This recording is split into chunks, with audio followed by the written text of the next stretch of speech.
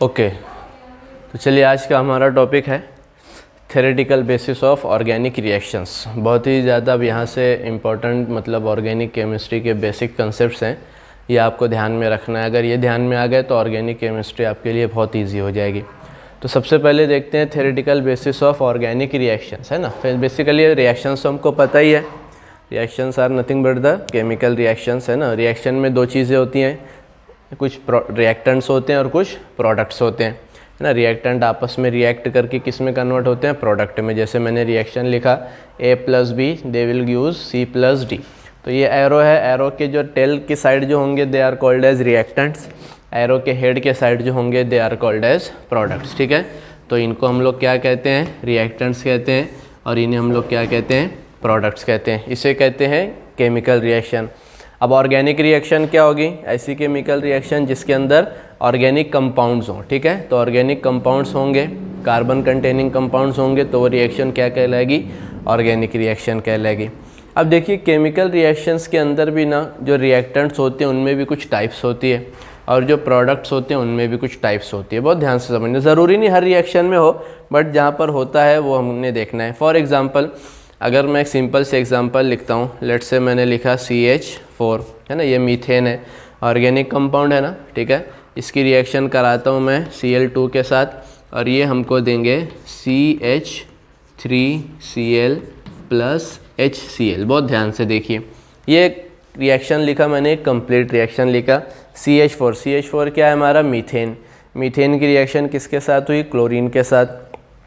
हमको क्या मिला, एक तो CH3Cl मिला, मिथिल क्लोराइड मिला, साथ में HCl मिला, हाइड्रोक्लोरिक एसिड। अब ध्यान से समझना, अब मान लो कि मुझको जो है लैब में एक टास्क दिया गया था कि you have to make methyl chloride that is CH3Cl। आपको क्या करना है, मिथिल क्लोराइड बनाना है ना, मिथिल क्लोराइड बनाना है। और हमको ये दिया गया कि इन दोनों को यूज़ करके क्या बनाइए, मिथिल क्लोराइड बनाइए। तो अब देखिए ज़रा बहुत ध्यान से, यहाँ पर हमको जो टास्क था, जो हमारा एम था, बेसिकली क्या बनाना था, मिथिल क्लोराइड।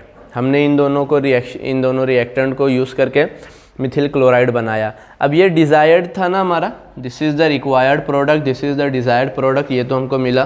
तो इसको जो मेन जो डिज़ायर्ड चीज़ होती है उसको तो हम लोग बोलते हैं प्रोडक्ट, ठीक है। जो रिक्वायर्ड चीज़ होती है, जो desired substance we want to get, वो क्या होता है, प्रोडक्ट। लेकिन साथ में अब HCl बना है ना, अच्छा HCl रिक्वायर्ड था क्या, HCl हमको बनाना था क्या, नहीं। लेकिन जब से हमने ये रिएक्शन की तो उसके अंदर HCl भी बन गया ना। तो ऐसा प्रोडक्ट जो रिक्वायर्ड नहीं होता, जो डिज़ायर्ड नहीं होता, जिसकी हमको ज़रूरत नहीं होती, लेकिन हमारे मेन प्रोडक्ट के साथ बन गया, तो ऐसे प्रोडक्ट को बोला जाता है बाय प्रोडक्ट, ठीक है। इसे क्या बोला जाता है, बाय प्रोडक्ट। ये बहुत इंपॉर्टेंट चीज़ है। तो एक तो होता है प्रोडक्ट, किसी भी केमिकल रिएक्शन में एक प्रोडक्ट होगा जिसको बनाने के लिए हमने केमिकल रिएक्शन को किया। बेसिकली ये केमिकल रिएक्शन हमने परफॉर्म क्यों की, इसलिए कि हमको क्या चाहिए था, CH3Cl चाहिए था। तो ये चाहिए था, इसके लिए हमने ये रिएक्शन परफॉर्म की, ये क्या हो गया, हमारा प्रोडक्ट। लेकिन साथ साथ में क्या बन गया, HCl भी बन गया। तो अब ये जो HCl है, that HCl is called as by product. पहली चीज़ तो प्रोडक्ट के अंदर भी हमने कैटेगरी बना दिया ना, ये ओवरऑल जो प्रोडक्ट थे उसमें कैटेगरी बना दी। कुछ हमारे जो डिज़ायर्ड प्रोडक्ट होते हैं उनको तो सिर्फ प्रोडक्ट बोला जाता है, और जो मेन प्रोडक्ट के साथ जो चीज़ें बन जाती हैं they are called as by products. आगे ये बात समझ में। अच्छा, रिएक्टेंट में भी कैटेगरी। अब एक बात बताइए, ये जो प्रोडक्ट हमने बनाया CH3Cl, इसमें बेसिकली कार्बन का पार्ट या मेन मेजर पार्ट किसकी तरफ से मिला, CH4 की तरफ से ना।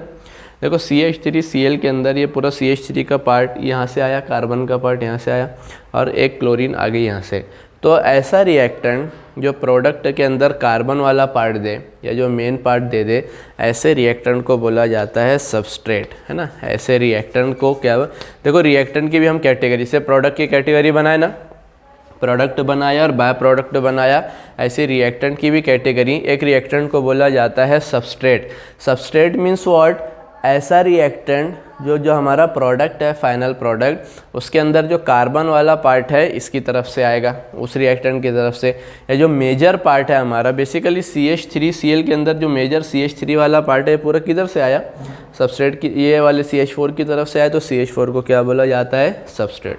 Substrate is nothing but a type of reactant. आगे बात समझ में। अच्छा, क्लोरीन। अब जो दूसरा रिएक्टेंट है, अच्छा एक बात बताइए, अगर सिर्फ CH4 होता तो ये प्रोडक्ट बनता क्या? नहीं बनता। हमने CH4 के ऊपर किसको अटैक करवाया? क्लोरीन को अटैक करवाया। जब क्लोरीन CH4 के ऊपर जिस उसने अटैक किया, जब जाकर ये प्रोडक्ट बनाना, तो ऐसा रिएक्टेंट जिसकी वजह से केमिकल रिएक्शन स्टार्ट हो या जिसकी वजह से हमको प्रोडक्ट मिले, उसको बोला जाता है रिएजेंट, है ना। ऐसे रिएक्टेंट को क्या बोला जाता है? रिएजेंट। देखिए बहुत सिंपल टर्म्स हैं, कोई मुश्किल नहीं। चलिए अब इसको मैं एकदम और आसान करके बताता हूँ। हमको एक टास्क दिया गया लैब के अंदर कि we have to make the methyl chloride, that is our desired product. अब हम क्या करेंगे, हम लोग क्या करेंगे, एक टेस्ट ट्यूब लेंगे, उसके अंदर हमने फॉर एग्जांपल डाल दिया मीथेन ना, इस मीथेन को CH4 को मीथेन में डाला। अब अगर वो मीथेन उसके अंदर है तो बताओ सिर्फ मीथेन हाथ में रखने से, टेस्ट ट्यूब के अंदर रखने से ये प्रोडक्ट बनेगा क्या? नहीं बनेगा। अब क्या करना पड़ेगा, उस मीथेन के अंदर हमको क्या डालना पड़ेगी? क्लोरीन। तो जैसे ही उस मीथेन के अंदर हमने क्लोरीन डाली, वैसे ही रिएक्शन स्टार्ट हुई, हमको मिला मिथिल क्लोराइड और हमको मिला HCl। तो देखिए यहाँ पर जैसे स्टार्टिंग में मेन जो रिएक्टेंट था, जो स्टार्टिंग जो मेन रिएक्टेंट था वो क्या था? हमारा मीथेन था। तो मीथेन को हम क्या बोल देंगे? सबस्ट्रेट, क्योंकि प्रोडक्ट के अंदर ज़्यादा कंट्रीब्यूशन इसका है। लेकिन सिर्फ मीथेन होने की वजह से रिएक्शन आगे बढ़ी क्या? नहीं। रिएक्शन कब आगे बढ़ी? जब हमने उसके अंदर क्या डाला? क्लोरीन। क्लोरीन ने क्या किया? मीथेन के ऊपर अटैक किया, और मीथेन के ऊपर अटैक करने के बाद में वो रिएक्शन आगे बढ़ी। तो क्योंकि क्लोरीन ने रिएक्शन को ऑकर करवाया या उसकी वजह से रिएक्शन ऑकर हुई, तो क्लोरीन को क्या बोलेंगे? रिएजेंट बोलेंगे। अच्छा, जब वो दोनों आपस में कंबाइन हुए तो मिथिल क्लोराइड तो बना, ये हमारा डिज़ायर्ड प्रोडक्ट, साथ में HCl भी बन गया। तो HCl को हम क्या कहेंगे? That is nothing but the by product. आगे बात समझ में? तो सॉरी कभी भी रिएक्शन में देखो, ज़रूरी नहीं हर बार ये दो हों, सबस्ट्रेट और रिएजेंट होना ज़रूरी नहीं। किसी रिएक्शन में एक ही रिएक्टेंट होता है, किसी रिएक्शन में एक ही प्रोडक्ट होता है, लेकिन एक जनरल कैटेगरी हमने बनाई। तो रिएक्शन के अंदर दो टाइप के रिएक्टेंट होंगे। देखो सबस्ट्रेट भी एक रिएक्टेंट है, रिएजेंट भी एक रिएक्टेंट है, सिर्फ हमने थोड़ा सा उसको कैटेगरी में डिवाइड कर दिया। तो ऐसा रिएक्टेंट जो हमारे मेन प्रोडक्ट का कार्बन वाला पार्ट दे या मेजर पार्ट, जो उसको बोलते हैं सबस्ट्रेट, और ऐसा रिएक्टेंट जिसकी वजह से रिएक्शन आगे बढ़ती है, उसको क्या बोला जाता है? रिएजेंट। सिमिलरली प्रोडक्ट के भी दो टाइप हैं, जो डिज़ायर्ड होता है, जो रिक्वायर्ड होता है, जिसके लिए हम लोग रिएक्शन कर रहे हैं, that is called as product, और जो दूसरा प्रोडक्ट बनता है बाद में, they are called as by products. आगे बात समझ में? अब ये तो हो गई रिएक्शन। अच्छा, ये रिएक्शन हमने यहाँ पर देखी है ना, आसान सी रिएक्शन दिखी, लेकिन एक्चुअल में रिएक्शन के अंदर क्या होता है? अब डायरेक्ट तो ऐसा होगा नहीं। देखिए याद रखना, कभी भी जब भी के केमिकल रिएक्शन होती है तो रिएक्टेंट साइड में कुछ बॉन्ड्स क्या होते हैं? ब्रेक होते हैं, और प्रोडक्ट साइड में कुछ बॉन्ड क्या होते हैं? फॉर्म होते हैं। चलिए इसको मैं थोड़ा एलाबोरेट करता हूँ। सबसे पहले मैं CH4 का स्ट्रक्चर बनाता हूँ। कैसे बनाऊँगा CH4 का structure? This is nothing but the structure of CH4। ये हो गया मेरा मीथेन। अब इसकी रिएक्शन मैं किसके साथ कर रहा हूँ? क्लोरीन के साथ, Cl2। Cl2 मतलब क्या? दो क्लोरीन आपस में अटैच है, ठीक है। ये हो गया Cl2। अच्छा, जब इन दोनों की रिएक्शन हुई तो क्या क्या बना? CH3Cl बना और HCl बना। तो देखिए यहाँ पर मैं बनाता हूँ पहले CH3Cl का स्ट्रक्चर। यहाँ पर बना लिया मैंने CH3Cl का स्ट्रक्चर, और साथ में मैंने बनाया यहाँ पर HCl, ठीक है। इस तरीके से ये पूरी रिएक्शन क्या हो गई? कंप्लीट हो गई।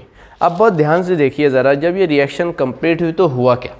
बहुत ध्यान से देखना। फॉर एग्जांपल ये देखिए, पहले सबसे पहले रिएक्टेंट की साइड देखते हैं। CH4 के अंदर, अच्छा CH4 और Cl2 आपस में किस में कन्वर्ट हुए? CH3Cl में। तो देखो सबसे पहला काम क्या होगा? CH4 के अंदर किसी एक कार्बन और हाइड्रोजन के बीच का जो बॉन्ड होगा वो क्या होगा? ब्रेक होगा, क्योंकि यहाँ पर कितनी हाइड्रोजन है कार्बन के साथ? 3 हाइड्रोजन। यहाँ पर कितनी है? 4 है। अच्छा, कार्बन के साथ क्लोरीन भी अटैच है ना, तो यहाँ पर तो कार्बन अभी किसी को अपने साथ अटैच कर नहीं सकता, तो उसने क्या किया? कार्बन ने किसी एक हाइड्रोजन के साथ अपने बॉन्ड को ब्रेक कराया। अब हुआ क्या? यहाँ पर क्या क्या बचा? यहाँ पर बचा CH3, और यहाँ से हाइड्रोजन अलग हो गई। देखो इनका जब बॉन्ड ब्रेक हुआ तो ये दो जो है हमको इंटरमीडिएट स्पेसीज मिली। सिमिलरली Cl2, दोनों क्लोरीन अभी आपस में अटैच है, तो तो इन दोनों क्लोरीन के बीच का बॉन्ड भी हम क्या करेंगे, ब्रेक करेंगे। तो यहाँ से 2 क्लोरीन क्या हो गई, अलग हो गई। अब देखिए CH4 के अंदर एक कार्बन और हाइड्रोजन के बीच का बॉन्ड हमने ब्रेक किया, तो एक तरफ मिला CH3 का पार्ट और एक मिला हाइड्रोजन। सिमिलरली क्लोरीन Cl2 के अंदर दोनों क्लोरीन के बीच का बॉन्ड ब्रेक किया, तो दोनों क्लोरीन क्या हो गई, अलग हो गई। अब क्या करें कि देखिए जब यहाँ से CH3 बचा तो कार्बन की इक्विवेलेंसी खाली है, और यहाँ पर क्लोरीन का बॉन्ड ब्रेक हुआ, क्लोरीन की इक्विवेलेंसी खाली है। तो ये क्लोरीन क्या करेगा, ये कार्बन के साथ अटैक करके इसके साथ अपने बॉन्ड को क्या करेगा, फॉर्म करेगा। यहाँ क्या बन जाएगा, CH3Cl। ये क्या बन गया, CH3Cl। सिमिलरली ये वाला हाइड्रोजन जो यहाँ से निकला और ये जो दूसरी क्लोरीन है, ये दोनों आपस में क्या करेंगे, अपने आप को ज्वाइन कर लेंगे। इन दोनों के बीच में बॉन्ड फॉर्म होगा, क्या बन जाएगा, HCl बन जाएगा। आती है बात समझ में। तो हुआ क्या कि रिएक्टेंट साइड में ये वाले बॉन्ड क्या हो गए, ब्रेक हुए, और प्रोडक्ट साइड में देखो कौन कौन सा बॉन्ड बना, एक तो ये वाला बॉन्ड बना और दूसरा ये वाला बॉन्ड बना, है ना। प्रोडक्ट साइड में ये बॉन्ड बने, कार्बन क्लोरीन के बीच में बॉन्ड बना, CH3Cl फॉर्म हो गया। यहाँ पर हाइड्रोजन और दूसरी क्लोरीन के बीच में बॉन्ड बना, HCl बन गया। यहाँ पर कौन कौन सा बॉन्ड ब्रेक हुआ, कार्बन हाइड्रोजन के बीच का बॉन्ड ब्रेक हुआ, CH3 और H अलग हो गए। यहाँ पर दोनों क्लोरीन के बीच का बॉन्ड ब्रेक हुआ, दोनों क्लोरीन अलग हो गए। तो ये जो प्रोसेस है, आप देखो ये पूरी डिटेलिंग है। यहाँ से समझ में आ रही है क्या डिटेलिंग, यहाँ से डिटेलिंग समझ में नहीं आती, ठीक है, कि क्या हुआ, कौन सा बॉन्ड ब्रेक हुआ, कौन सा बॉन्ड फॉर्म हुआ, यहाँ से उतना क्लियर समझ में नहीं आता। लेकिन अगर आप लोग ये वाले स्टेप्स को देखेंगे तो आपको बहुत ईजीली समझ में आएगा कि एक्चुअल में रिएक्शन कैसे हुई, है ना। रिएक्शन कैसे हुई, कौन से बॉन्ड ब्रेक हुए, ये दोनों बॉन्ड ब्रेक हो गए, फिर ये these are called as intermediate, है ना। इनको क्या बोलेंगे हम लोग, they are called as intermediate species, क्योंकि बीच में बन रहे हैं ना। ये फाइनल प्रोडक्ट है क्या, नहीं। ये इनिशियल कंपाउंड्स हैं क्या, नहीं। ये बीच में कुछ देर के लिए बनते हैं। इंटरमीडिएट स्पेसीज मतलब जो बहुत अनस्टेबल टाइप की होती है, बीच में कुछ देर के लिए बनते हैं, बाद में फिर क्या होते हैं, फिनिश हो जाते हैं। आई बात समझ में। तो they are called as intermediate species. तो इंटरमीडिएट स्पेसीज बनी, और उसके बाद इन इंटरमीडिएट स्पेसीज ने आपस में क्या किया, आपस में अपने जो है दूसरों के साथ बॉन्ड बनाए, और बॉन्ड बनने के बाद क्या हो गया, हमारे प्रोडक्ट बन गए। तो ये जो डिटेल्ड स्टडी है किसी भी केमिकल रिएक्शन, अब इसमें क्या क्या हमको पढ़ने में आएगा, कौन से बॉन्ड ब्रेक हो रहे हैं, है ना, कौन से बॉन्ड फॉर्म हो रहे हैं, इंटरमीडिएट स्पेसीज क्या क्या बन रही हैं, इलेक्ट्रॉन की शिफ्टिंग हम लोग इसमें पढ़ते हैं, इसमें रेट ऑफ रिएक्शन पढ़ते हैं। रेट ऑफ रिएक्शन मतलब क्या, कितनी स्पीड से रिएक्शन आगे बढ़ रही है। तो किसी भी केमिकल रिएक्शन की जो डिटेल्ड स्टेप बाय स्टेप हम लोग जो स्टडी करते हैं, उसको बोला जाता है रिएक्शन मैकेनिज्म, है ना। इसको क्या बोला जाता है, this is nothing but the mechanism of a reaction. तो किसी भी रिएक्शन का मैकेनिज्म मतलब क्या, उसकी रिएक्शन की detailed study, step by step study करना, ठीक है, कि एक्चुअल में क्या हुआ, उसके बाद क्या हुआ, उसके बाद क्या हुआ, और किस तरह इनिशियल रिएक्टेंट से हमको फाइनल क्या मिले, प्रोडक्ट मिले। तो ये जो डिटेल्ड स्टडी है, that detailed study is nothing but the mechanism of any chemical reaction. तो ये आपको इतनी चीज़ें ध्यान में रखनी है। ऑर्गेनिक रिएक्शन या कोई भी केमिकल रिएक्शन हो, उसके अंदर दो चीज़ें होती हैं, कुछ रिएक्टेंट होते हैं और कुछ प्रोडक्ट होते हैं।